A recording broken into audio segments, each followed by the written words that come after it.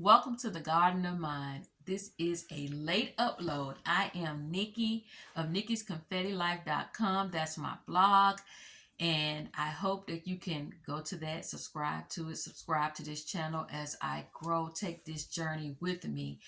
I am talking about watering gratitude all month on my blog, and I'm coming on YouTube at least once a week to talk about or just to give snippets of what we talked about on the blog. I blog on Wednesday and Thursday about my main topic, and then I have this very popular blog that I do on Sunday called Sunday Morning Coffee Musings. So you can check that out too on nikkisconfettilife.com. So let's just get into it. This week, we're talking about watering gratitude through good relationships and watering through loss or transition. Watering through good relationships, not perfect, but good relationships. And sometimes a good relationship is just the best relationship that you're allowed or that you can have with a person. The fact of the matter, and I'm just going to kind of focus on these turbulent relationships. The fact of the matter is there are some people that you can't sever ties with, and there are some people that you can. And for the ones that you can't sever ties with, and it's not a good relationship, it's not a perfect relationship, it's not a mature relationship. It's a relationship where either you're not going to change or they're not going to change, and that's just the way it is. Learning to deal with difficult people. I have some experience in this area. I have a challenging relationship that I cannot sever, but I still have to deal with the difficult person and coming to grips with the fact that I can still grow, I can still heal, and that person is not going to change, or perhaps change very little, or to be honest, not change at all. What do you do then? You can't control the other person, but you can control your response, and you are responsible for your own healing. And I believe that the creator and therapy and therapists can help you heal. So once you begin your healing journey, you begin to respond differently. Once you set up boundaries and consequences to those boundaries, um, sometimes they respond differently. But I guarantee you there's something that comes from that. And I found that I have a greater sense of gratitude when I'm not triggered by that person, or a greater sense of gratitude when maybe I'm triggered slightly, but I catch myself and say, you know what? I'm going to call you back. This is not a good time for me to talk. Or if I'm there and I'm visiting and I see this person is energy is just negative or on a rampage, I get up and I say, you know what? I'm going to come back and visit at a better time. I'm going to come back at a time where, you know, you're feeling better, or I'm in a better mood. Maybe it's me, and I leave. I have gratitude because I've just protected my peace. I have gratitude because I've just, you know, avoid a moment that could blow up. Or sometimes when I'm setting a boundary and I say, hey, you know what? You're not going to talk to me like that, or you're not going to rile me up today. And they're, ranting and raving and things like that, and I set that boundary and I said, when you calm down, or when you come to your senses, we'll talk about it later, or we can not talk about it at all. Either way, I'm going to go over here and I'm going to have me some peace. That's what I'm going to do. I'm grateful for that because that's growth. And I'm grateful for the growth because there were times where I would go back and forth, back and forth. And I'm not saying that you're going to be perfect at that. I'm just saying be grateful. You can water gratitude by being like, I'm so grateful I didn't blow up. I'm so grateful they didn't get to me. I'm so grateful that I'm healing. And sometimes you can look at that person with empathy, and sometimes you can look at that person honestly with pity, because you know that they could grow if they chose to grow, or if they choose to grow. better language. If they choose to grow, they could grow if they choose to grow, but they don't choose, and that's their choice. That's their freedom of choice. I chose to heal. You chose to heal. You chose to mature. They did not. And when it's almost like when you're dealing with, if you're in the if you're in college and you're dealing with somebody that's in elementary and they're saying, I'm not coming out of elementary, I'm going to stay right here in elementary, and you can stay in college, and you have to deal with this person, you have to deal with them on their level. You can try to raise them up, how much energy are you going to spend on that? You got your whole life to live. You can still be happy even if they choose not to be happy. And that blessed my whole soul when I discovered that. Oh, you mean I can heal even if they don't? You mean I can heal even if they don't change? How are we going to do that? It's a journey. It's a journey, and I'm still on it. And I am grateful that I'm on that journey, and that waters my gratitude. And what I mean by watering your gratitude is it deepens your gratitude. It takes it to another level. You know, when something happens, how we go, oh my God, I'm so grateful. I'm so grateful for this, and that. That deep, deep, deep gratefulness.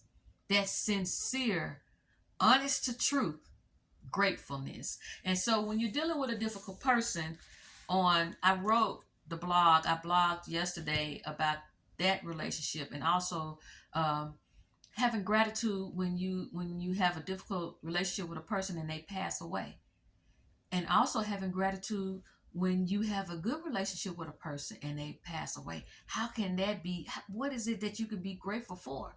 You would think. But if you read the blog, you can find out more. And I know you don't want to hear me talk about that, you know, and have this post go on like forever.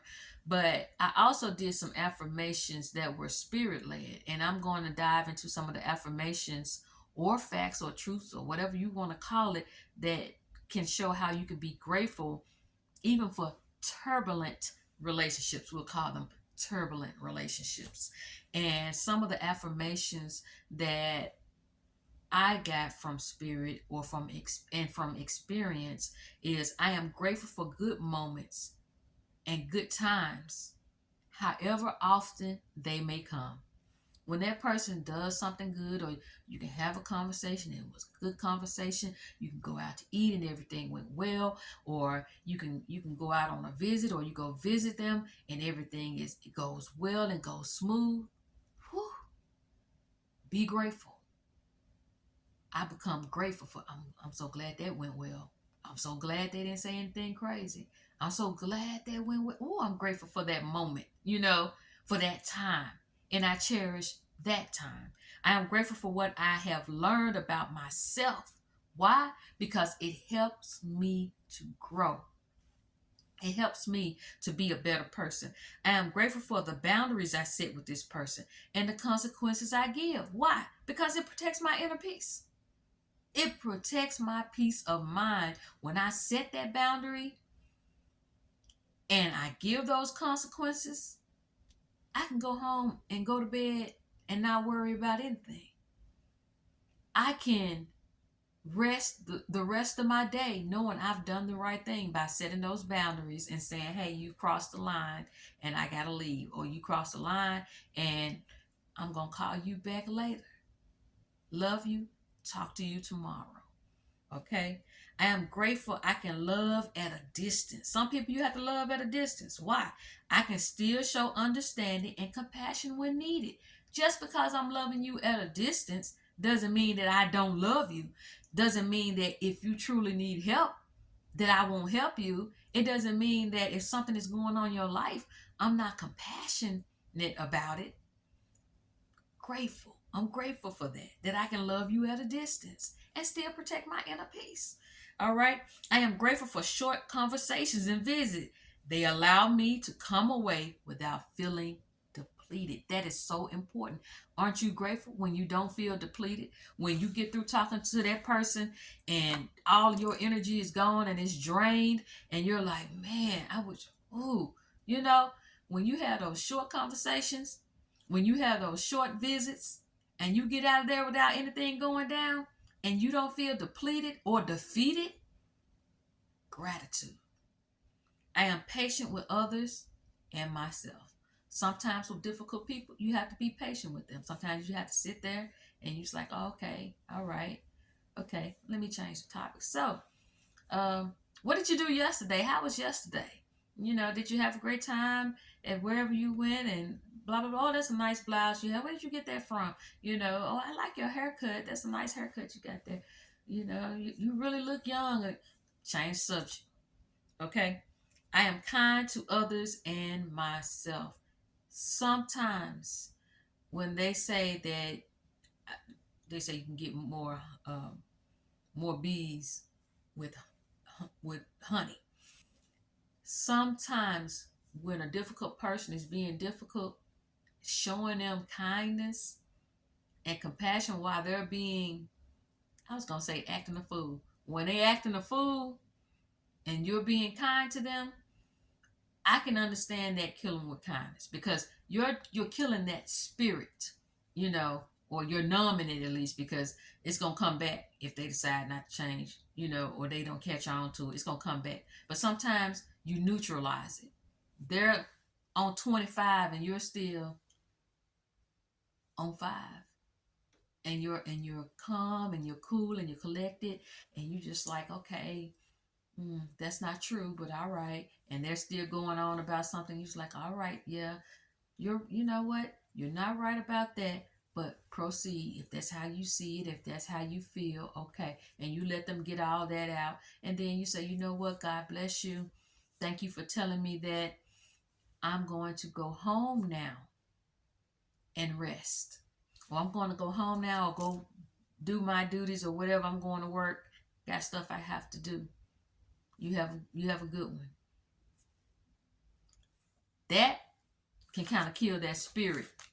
So, or like I say, numb it because it might take some deliverance or exorcism or something. For some people, just keeping it real. I surround myself with people that enjoy my company and conversation. I don't spend a lot of time with people that I have a turbulent relationship with. I don't spend all of my days because when you spend time with people like that, you become spent.